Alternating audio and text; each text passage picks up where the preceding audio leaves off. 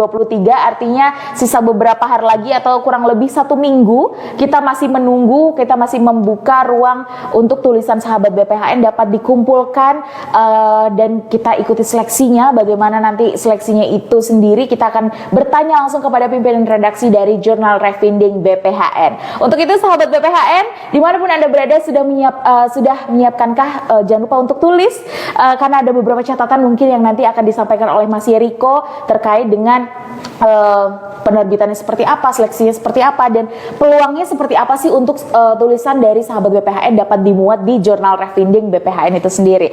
Oke, Mas Yeriko, untuk yang pertama kita tadi sudah agak sedikit spill ya kepada sahabat BPHN tentang Jurnal Revinding itu sendiri yang dibangun dari tahun 2012. Nah, Jurnal Revinding ini sendiri itu sebenarnya jurnal apa dan fokusannya sebenarnya apa? Mungkin bisa dijelaskan sedikit. Terima kasih Mbak Nurul. Jadi Jurnal Revinding ini jurnal hukum. Jadi memang jurnal hukum yang difasilitasi oleh Kementerian Hukum dan HAM, Badan Pembinaan Hukum Nasional, untuk memberikan wadah kepada seluruh masyarakat, akademisi, kemudian kementerian PNS atau ya seluruh lapisan masyarakat untuk bisa menulis di fokusnya memang di bidang hukum, seperti itu. Fokusnya di bidang hukum yang memang ini sudah berjalan selama 12 tahun seperti itu. Jadi memang fokus di bidang hukum, ditujukan untuk seluruh lapisan masyarakat dan secara free seperti yang tadi Mbak Nurul sudah sampaikan. Jadi memang secara free dan ini terus berjalan sampai saat ini. Oke, lantas bagaimana keunggulannya? Apa kelebihan dari Jurnal Revinding ini sehingga para penulis itu patut untuk tulisannya penting untuk dimuat di Jurnal Revinding? Kelebihannya, yang pertama, ini menurut saya ini tetap menjadi satu hal yang sangat penting bahwa Kementerian Hukum dan HAM memberikan wadah kepada seluruh masyarakat dan ini secara free.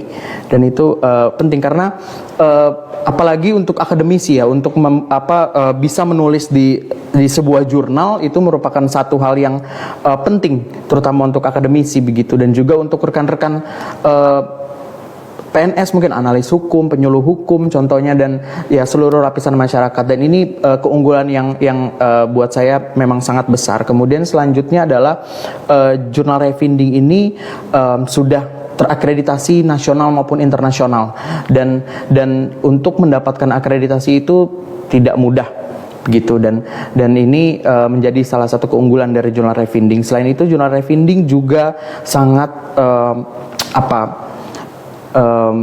memprioritaskan dari segi substansinya. Kita selalu ada tema-temanya, selalu ada tema dalam satu tahun itu kita ada 3 tema, dan itu yang selalu kita terus perkuat dari segi substansinya itu sendiri. Selanjutnya adalah Jurnal Revinding selalu kami berusaha untuk selalu mengikuti yang sudah kalau untuk jurnal Indonesia pastinya kita mengikuti dari peraturan dari Kemenristek-Dikti, dan kita selalu terus untuk mengikuti perkembangan dari jurnal di Indonesia khususnya yang menjadi yang diatur oleh Kemenristek-Dikti. Oke, kalau untuk penentuan temanya sendiri sebenarnya itu ditentukan oleh siapa? Apakah karena ada isu prioritas yang sedang happening atau seperti apa?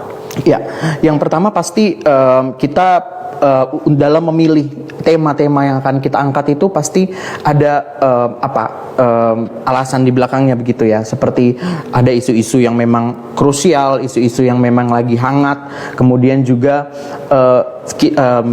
BPHN yang juga menaungi Pusat Analisis Evaluasi Hukum Nasional, itu juga kita memiliki tujuan gitu mengevaluasi peraturan perundang-undangan di mana kita menemukan banyak isu krusial di dalamnya, dan ini juga menjadi dasar alasan kita untuk memilih tema-tema di Jurnal Revinding tersebut.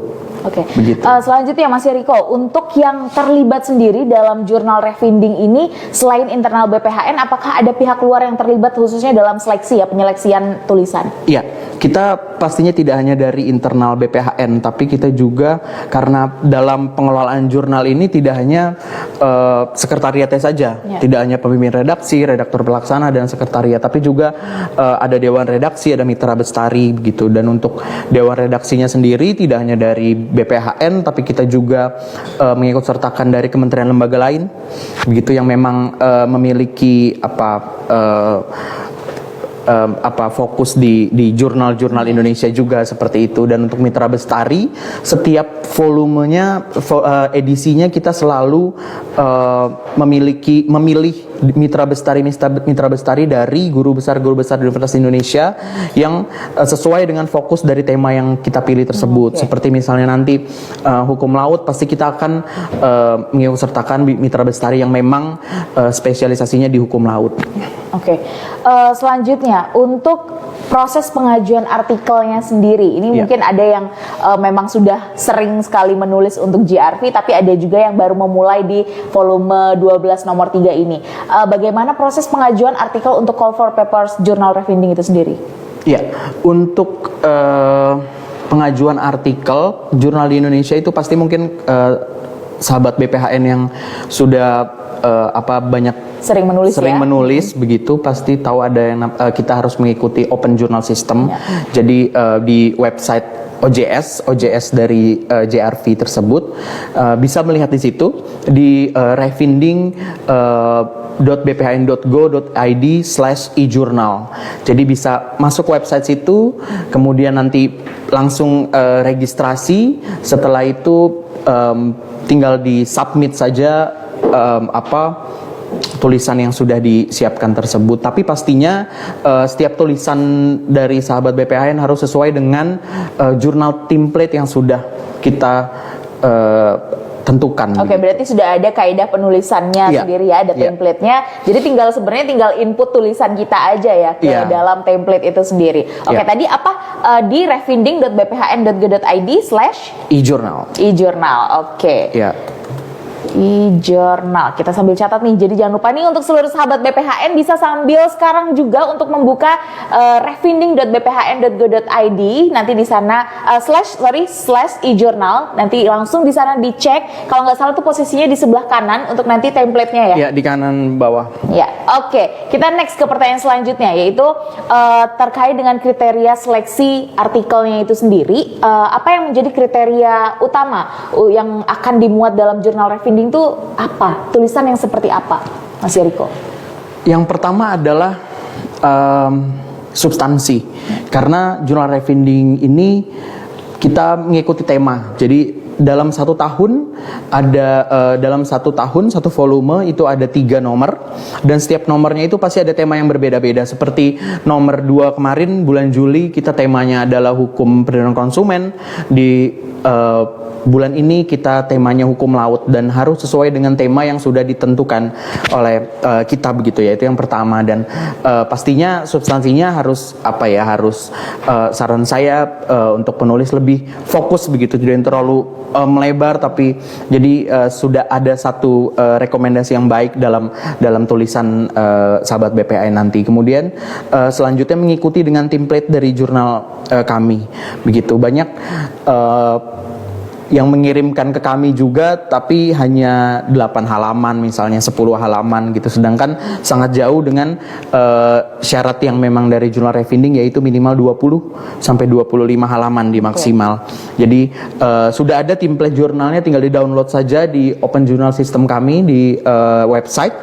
Jadi tinggal mengikuti, dan yaitu satu hal yang penting, dan yang tidak kalah pentingnya adalah jangan plagiasi, gitu. Dan itu kami juga sudah memiliki tools di dalam jurnal kami, dapat bisa melihat apakah tulisan tersebut plagiasi atau tidak, begitu. Jadi ya sebenarnya semua jurnal Indonesia pasti sama gitu, tidak menginginkan adanya plagiasi di jurnal kita semua, begitu ya. Berarti ada 3 hal yang paling penting, kriteria yang wajib dimiliki untuk seleksi ini artikelnya itu bisa masuk dalam JRV sendiri. Yang pertama adalah sesuai dengan tema. Iya. Kemudian 2, substansinya fokus. Iya. Kemudian yang ketiga adalah be authentic. Yes. Jadi jangan sampai itu Original. plagiat, ya original buatan sendiri dan memang kalau bisa memang terkini ya, belum pernah dipublish dimanapun ya. Oh, pastinya, iya. Ya. Oke, untuk selanjutnya adalah apakah ada area kajian khusus yang sedang diharapkan dalam call for paper kali ini dengan tema yang hukum laut, kemudian tentang isu kemaritiman, mengangkat isu kelautan dan kemaritiman ini, apakah ada agenda yang ingin digali atau sedang fokusnya apa nih pusat analisis dan evaluasi hukum? Ya, untuk volume 12 nomor 3 ini memang kita mengangkat tema pengaturan dan penataan kelembagaan di bidang kelautan dan kemaritiman. Dan ya, terkait sektor kelautan ini kan sektor yang sangat penting ya, begitu. Ya 2/3 wilayah di Indonesia saja kan laut begitu ya. Jadi sebegitu pentingnya hukum laut, sektor kelautan di Indonesia, dan kami memang ingin mengangkat terkait hal ini karena kalau kita melihat ke belakang, memang dari Pusat Analisis dan Evaluasi Hukum BPHN Kemenkumham memang juga beberapa kali mengangkat Pokja kelautan begitu. Tapi selain dari hal itu, tapi memang menurut kami masih banyak hal yang perlu digali lagi di hukum laut, begitu, bagaimana disharmoni pengaturannya, kemudian penataan kelembagaannya, karena mungkin dapat dikatakan lebih dari 10 kementerian lembaga, instansi yang mengatur mengenai kelautan di Indonesia, khususnya patroli laut gitu. Itu salah satu hal yang yang memang menjadi dasar permasalahan di sektor kelautan. Selain itu juga pentingnya sektor kelautan yang akhirnya kami angkat ini juga banyak sekali dampak yang terjadi apabila pengaturannya tidak kurang baik di sektor kelautan, bisa sampai tingkat korupsi dan masih banyak hal lain, dan itu yang memang kami rasa akan penting untuk kami angkat di tema kali ini begitu. Dan memang kami memberikan keleluasaan untuk seluruh penulis untuk dapat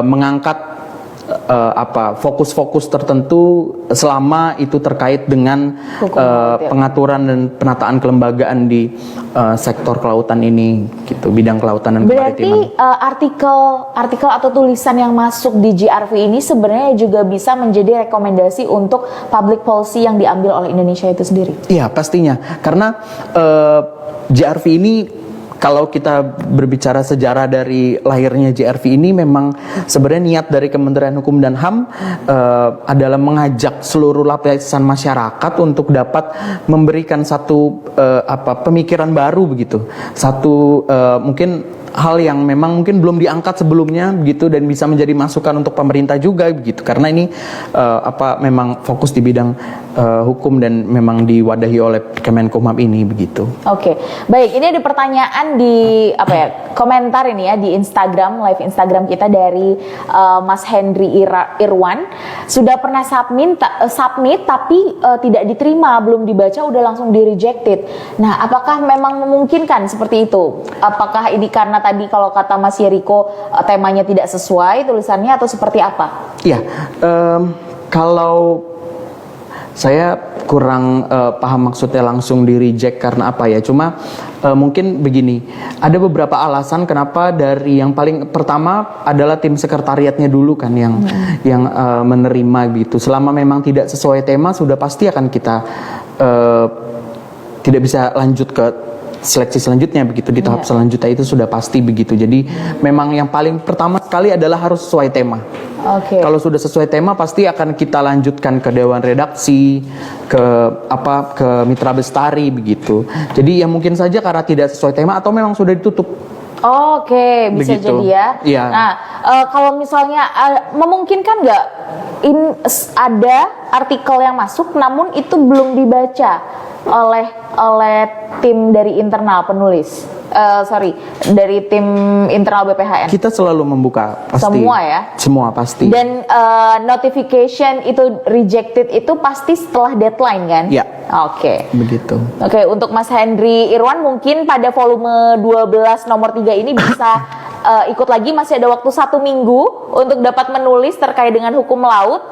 Tema kita pada volume ketiga ini adalah pengaturan dan penataan kelembagaan bidang kelautan dan kemaritiman. Mungkin bisa join lagi dan kita akan memperhatikan nih. Jangan lupa untuk tetap memperhatikan tema supaya artikel yang disubmit itu bisa masuk ke seleksi selanjutnya seperti itu, karena pasti dibaca oleh tim internal dari BPHN.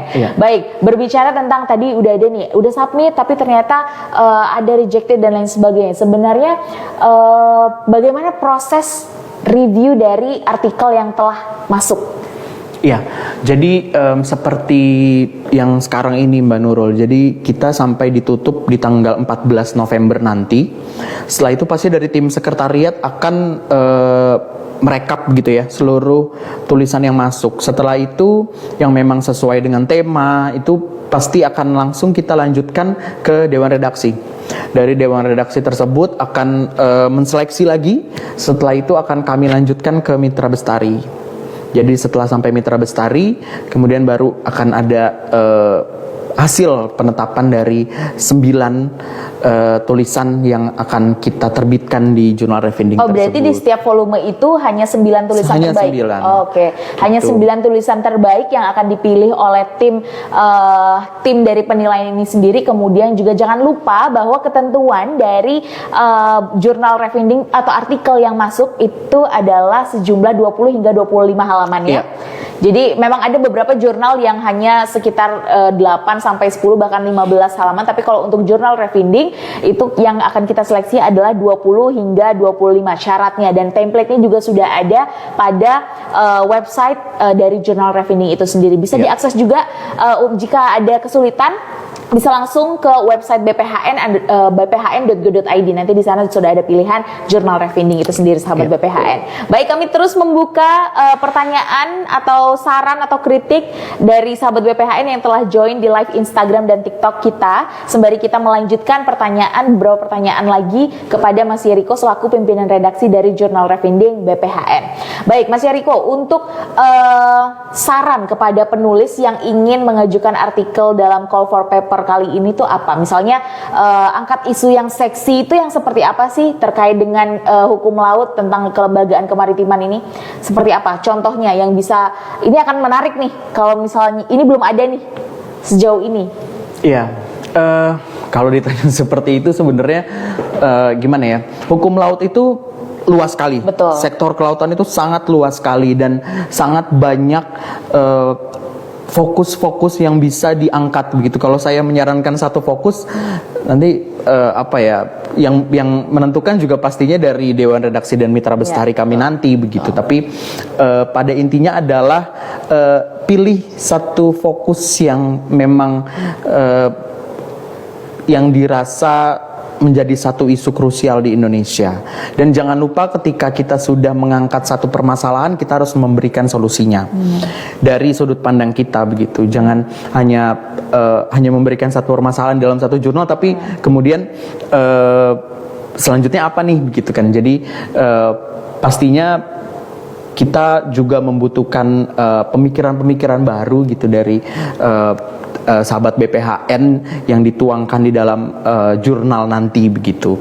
Jadi mungkin saran saya fokus tersebut gitu, karena memang substansi menjadi satu hal yang sangat penting di Jurnal Refindig ini. Jadi ya saya harap substansinya memang benar-benar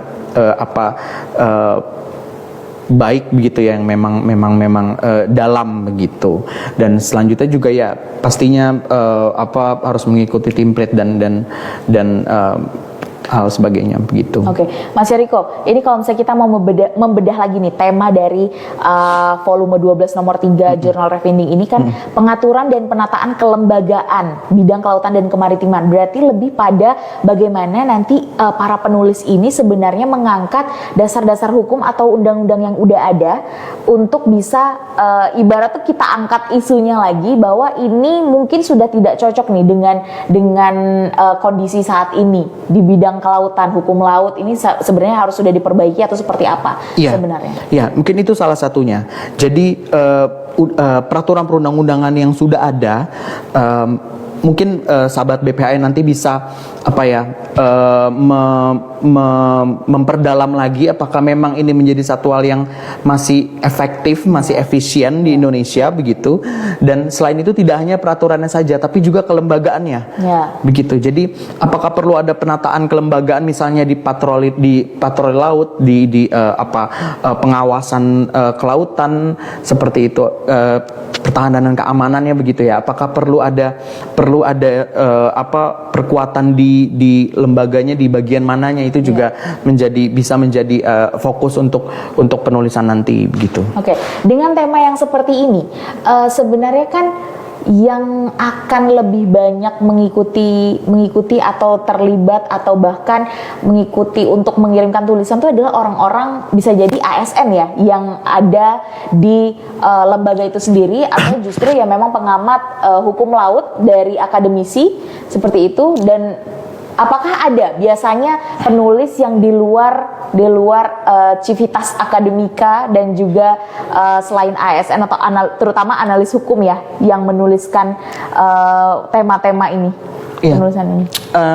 Sepengalaman saya sebagai pemimpin redaksi yang mengirimkan tulisan di JRV ini luas sekali begitu.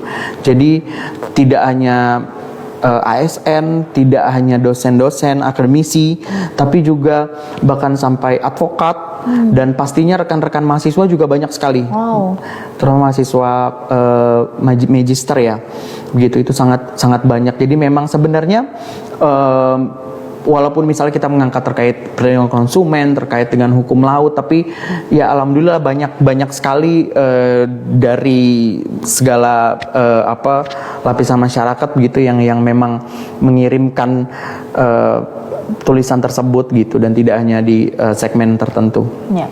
Mungkin kalau misalnya untuk perlindungan konsumen karena memang dampaknya itu langsung ke masyarakat ya. Jadi masyarakat umum pun juga pasti banyak yang memiliki keluhan dan lain sebagainya sehingga bisa menghasilkan sebuah rekomendasi bagaimana jika ada peraturan terkait ini dan ini. Tapi kalau misalnya untuk pengaturan dan penataan kelembagaan bidang kelautan dan kemaritiman sendiri, ini sebenarnya isu yang sangat seksi karena ditambah lagi dengan climate change, kemudian dengan apakah kondisi kita dengan negara kita yang seperti ini, kemudian juga lautnya dan lain sebagainya, kedaulatan kita itu kan semuanya akan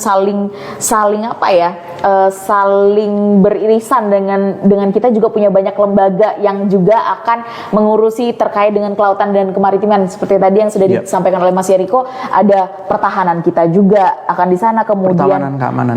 Kemudian juga kita pasti punya beberapa badan yang menangani tentang isu kelautan itu sendiri secara spesifik dan lain sebagainya. Itu juga pastinya akan banyak sekali peraturan yang kalau misalnya sebagai analis hukum pasti kan juga banyak produk hukum kita yang sudah saling tumpang tindih di bidang hukum laut seperti itu kan. Jadi memang ini penting sekali untuk dibahas.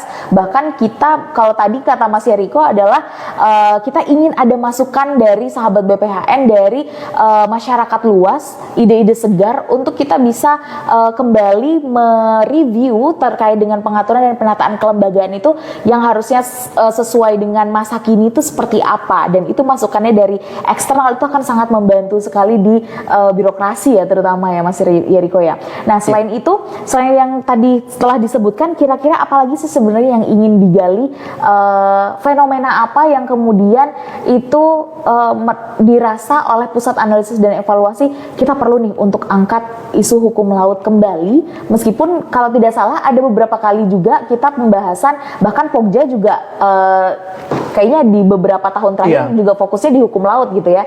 Apa sih sebenarnya yang masih ingin dilengkapi oleh Pusat AE, pemikiran apa, atau RUU mungkin ada yang mau digalakkan kembali? Iya, kalau Pusat Analisis dan Evaluasi sendiri memang mengangkat hukum laut ini terakhir di tahun 2020 dan kita sudah 3 kali mengangkat kelompok kerja di kelompok kerja tersebut.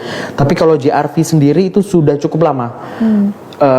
sudah mungkin lebih dari 5 tahun yang lalu kita mengangkat terkait dengan hukum laut, dan kita belum pernah mengangkat lagi terkait hal ini begitu. Jadi mungkin menjadi satu alasan dasar kita juga kayaknya waktunya kita untuk mengangkat hal ini begitu. Dan sebelumnya juga kita mengangkat terkait di bidang sektor kelautan dan kemaritiman ini, tapi kita belum fokus juga kepada penataan kelembagaannya, tapi hanya pengaturannya saja. Jadi kita memang sekarang lebih luas lagi juga terkait penataan dan kelembagaannya, yang memang penataan dan kelembagaan ini juga menjadi satu hal yang penting begitu untuk lebih diperdalam gitu. Dan juga kalau terakhir kita tahu RPJPN 2025-2045 yang juga memang fokus juga di bidang kelautan dan kemaritiman, itu juga menjadi ya sebenarnya banyak hal yang menjadi dasar kami akhirnya kami mengangkat tema ini. Dan harapan kami dengan kita mengangkat hukum laut begitu di sektor kelautan dan kemaritiman yang memang fokusnya juga cukup luas, jadi penulis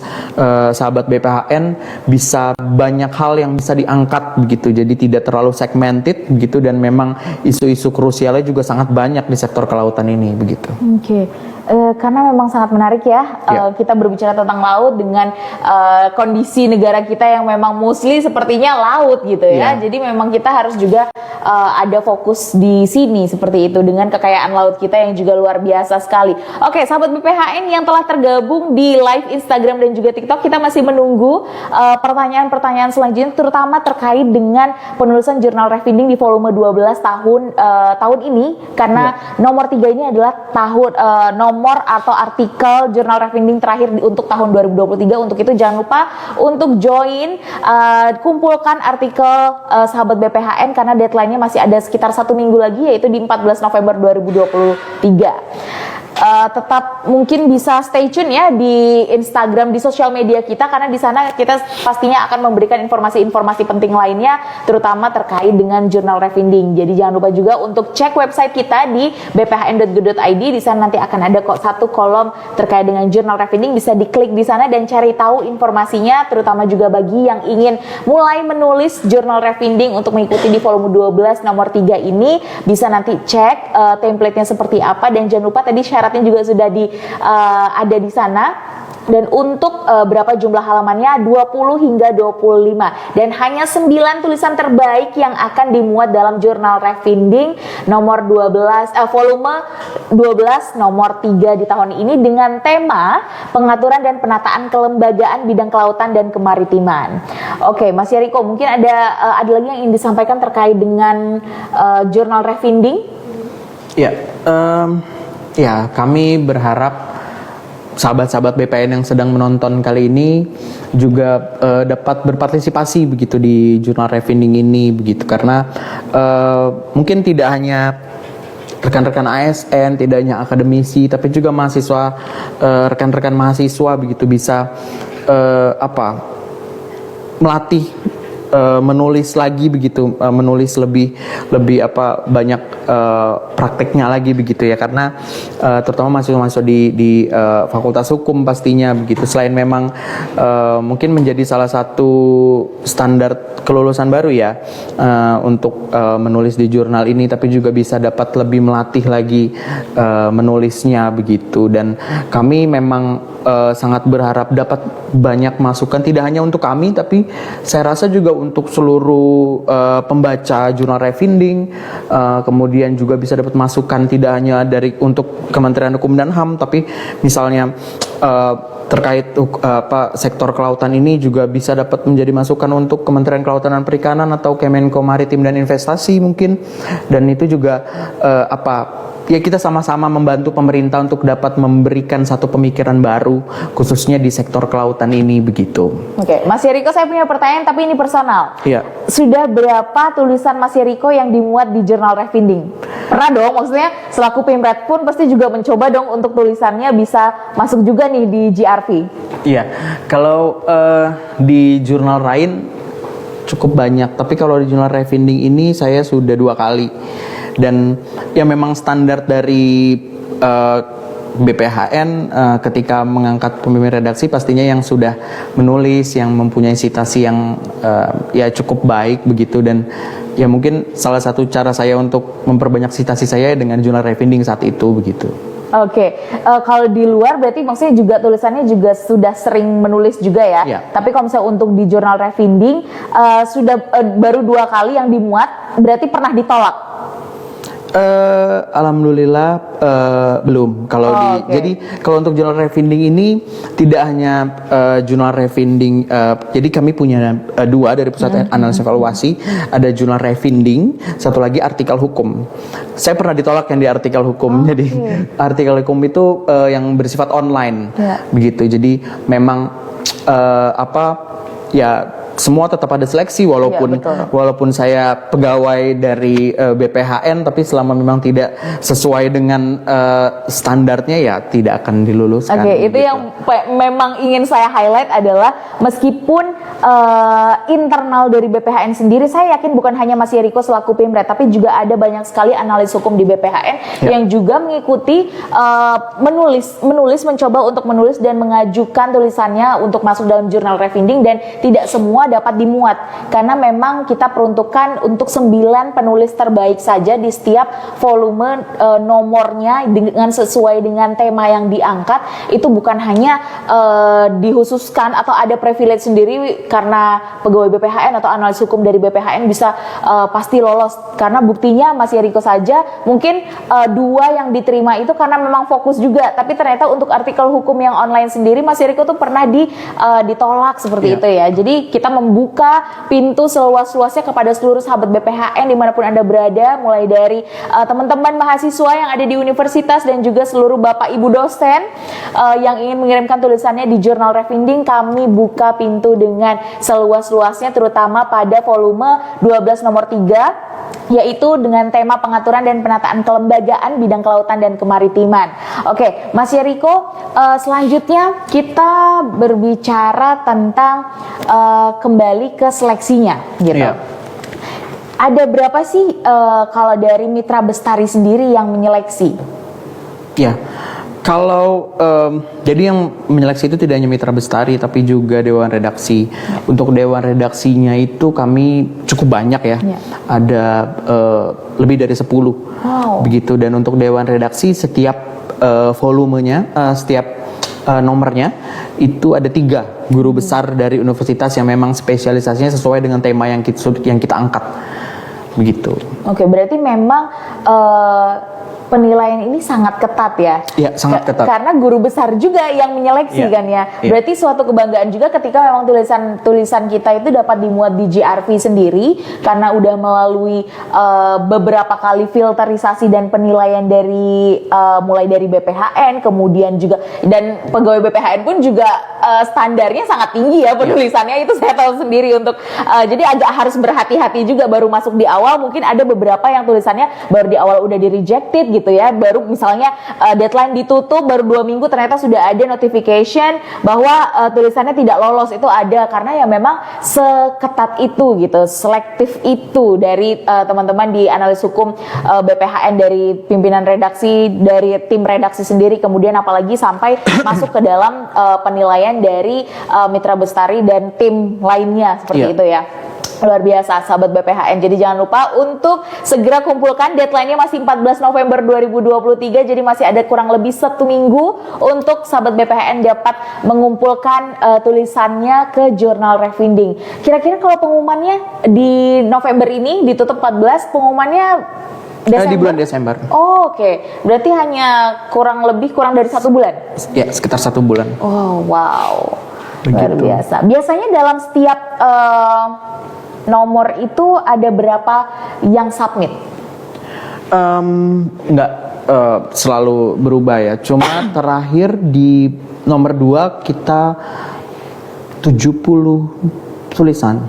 Wow. Begitu, dan ya cukup banyak. Mungkin salah satunya dengan JRV Live di sini, jadi banyak sahabat BPN yang akhirnya bisa menulis. Iya, karena pertama dapat pencerahan tentang JRV apa, kemudian sudah secara gratis, kemudian pengakuannya juga ada dari Sinta 2, kemudian internasional DOAJ, ya.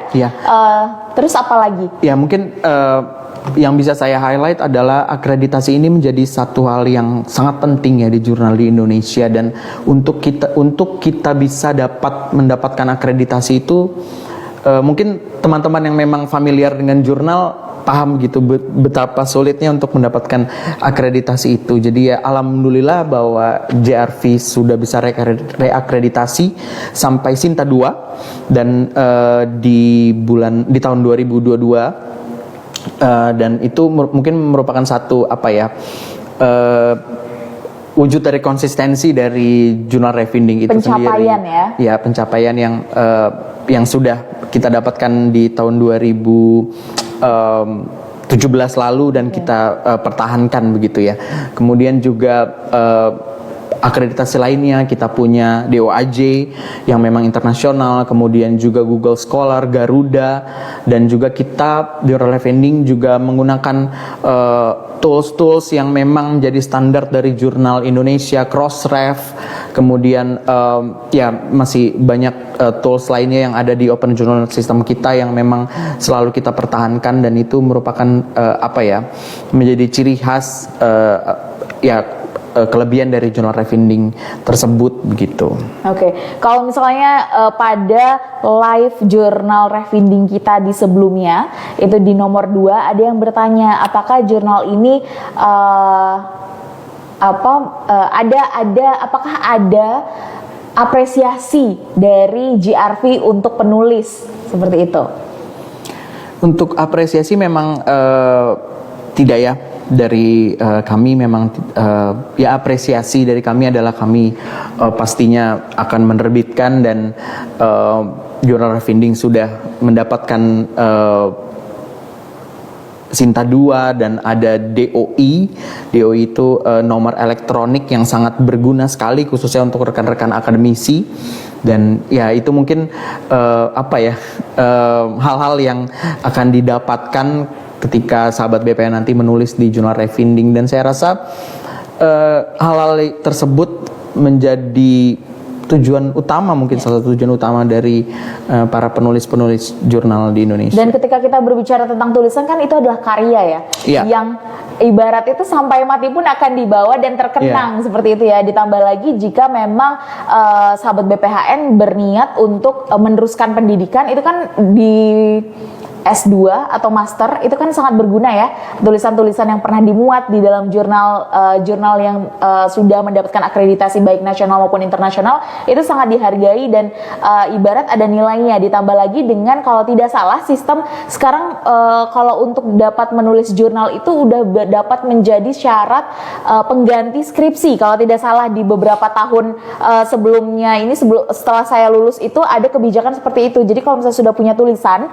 berupa jurnal itu sudah bisa menjadi salah satu syarat bisa lulus di strata 1 kalau tidak salah di universitas negeri di Indonesia seperti itu. Tapi mungkin nanti bisa kita cross check lagi. Jadi kita mengajak seluruh masyarakat baik itu mahasiswa kemudian civitas akademika mungkin yang memang sudah sering sekali mengenal tentang jurnal Revinding, yang sudah familiar dan mungkin selalu mengirimkan tulisannya di setiap volume dan setiap nomornya. Kami mengajak kembali untuk dapat mengirimkan tulisannya di volume 12 nomor 3 ini dengan tema penguatan dan penataan kelembagaan bidang kelautan dan kemaritiman dengan deadline-nya 14 November 2023. Jadi masih ada waktu sekitar kurang lebih 1 minggu lagi kita menunggu tulisan yang akan dimuat, hanya 9 tulisan terbaik yang akan diterbitkan di dalam jurnal Revinding nomor 12 volume 12 nomor 3 pada tahun 2023 ini. Mungkin itu saja Mas Yeriko. Apakah ada harapan, langkah ke depan dan harapan yang akan dilakukan oleh JRV lagi? Kalau misalnya tadi sudah ada beberapa pengakuan kemudian akreditasi dan lain sebagainya dalam rangka pengembangan JRV khususnya, apakah akan ada pengembangan lagi untuk tahun 2024? Ya, mungkin sebelum saya menjawab ini, mungkin saya mau promosi dulu boleh ya, Mbak Nurul? Ya, mungkin saya sebagai selaku pemimpin redaksi jurnal Revinding mengajak sahabat BPHN untuk bisa memberikan tulisannya begitu, memberikan pemikiran barunya khususnya di tema yang kita angkat kali ini, yaitu pengaturan dan penataan kelembagaan di bidang kelautan dan kemaritiman. Dan saya rasa apa yang akan kita tuangkan nanti di tulisan kita ketika sudah akan diterbitkan begitu, itu menjadi menyambung yang tadi Mbak Nurul tadi sampaikan terkait karya. Ini menjadi satu karya tersendiri untuk kita. Mungkin saya sedikit sharing pengalaman pribadi saya bahwa saya menulis di tahun 2017 di jurnal Revinding saat itu, sampai detik ini bahkan masih ada yang mengutip tulisan saya di skripsinya, dan untuk sebagai seorang penulis itu menjadi satu hal yang cukup membanggakan begitu, bahwa apa yang tulisan kita bisa bermanfaat, bisa sampai di skripsi yang mungkin universitas-universitas yang memang mungkin jauh dari Jakarta begitu, karena domisili saya di Jakarta, dan itu juga menjadi satu hal yang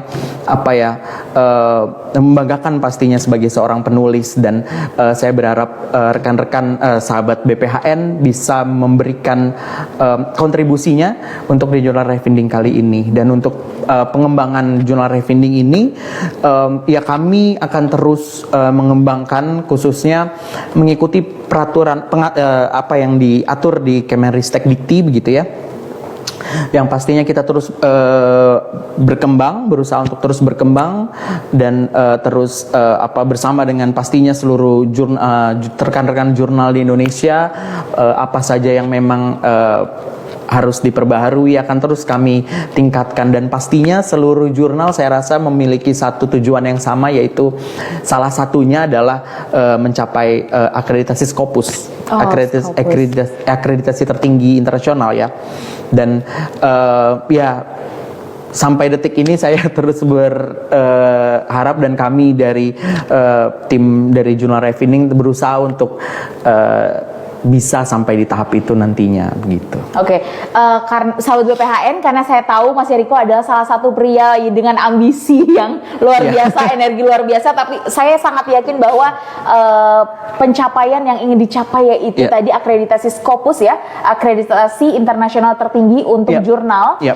Kita doakan supaya 2024 bisa dicapai, biar tenang beliau sebagai pimret dari JRV BPHN bahwa masih ada pencapaian selanjutnya lagi yang diinginkan untuk terkait dengan pengembangan dari JRV BPHN ini sendiri. Kita doakan bersama supaya bisa tercapai, jadi semakin banyak penulis-penulis di seluruh Indonesia yang ingin mengirimkan tulisannya ke JRV itu akan semakin, wah tulisan saya tuh harus masuk dalam JRV karena akreditasinya dan lain sebagainya itu sangat luar biasa. Dan ini sebuah privilege yang bisa dimanfaatkan oleh seluruh sahabat BPHN, karena kita tidak hanya membuka untuk civitas akademika, tapi kita buka untuk seluruh masyarakat. Siapapun boleh menulis dan bisa kita muat di JRV selama itu sesuai dengan ketentuan yang telah ditentukan oleh tim redaksi itu sendiri. Dan kalau tadi mengutip sedikit dari apa yang telah disampaikan oleh Mas Yeriko adalah banyak cara untuk berkarya, salah satunya dengan menulis, dan ada sebuah kebanggaan ketika kita itu berguna bagi banyak orang ya, salah satunya tulisan dengan kita bermanfaat buat betul orang bermanfaat lain. Bagi banyak orang lain, terutama bagaimana tulisan kita dapat membantu kelulusan, karena tadi kalau dari Mas Yeriko ternyata dimuat tulisannya dikutip oleh teman-teman mahasiswa yang ternyata sedang menuliskan skripsinya, itu menandakan bahwa Mas Yeriko hidup itu sangat bermanfaat bagi banyak orang, terutama dalam karyanya yaitu tulisannya yang telah dimuat dalam jurnal Revinding itu sendiri. Mungkin itu saja sahabat BPHN untuk live Instagram dan TikTok kita pada sore hari ini. Sekali lagi kami terima kasih kepada pimpinan redaksi dari Jurnal Revinding BPHN, Mas Yeriko. Terima kasih Mbak Nurul. Luar biasa karena hari ini telah hadir dan juga memberikan edukasi kepada kita kenapa kita menulis, mengajak seluruh sahabat BPHN untuk mulai menulis dari hari ini, karena karya itu salah satu bentuknya adalah tulisan. Sekali lagi, ayo menulis di Jurnal Revinding untuk volume 12 nomor 3 dengan tema pengaturan dan penataan kelembagaan bidang kelautan dan kemaritiman. Terima kasih banyak kepada seluruh sahabat BPHN yang telah menyaksikan live Instagram kita yang kurang dari 1 jam ini, dan kami mohon maaf atas keterlambatan live Instagram dan TikTok kita kita pada sore hari ini, dan seluruh sahabat BPHN tetap dapat menonton kembali, menyaksikan kembali jika dalam kurang lebih 1 jam ini belum dapat mengikuti, masih bisa disaksikan di YouTube channel kita di BPHN TV Official. Stay safe, stay healthy. Kita berjumpa lagi di program BPHN dengan tema seru lainnya. Stay tune everyone di sosial media kita untuk menantikan berbagai macam informasi yang akan disajikan oleh Badan Pembinaan Hukum Nasional. Terima kasih banyak. Ciao.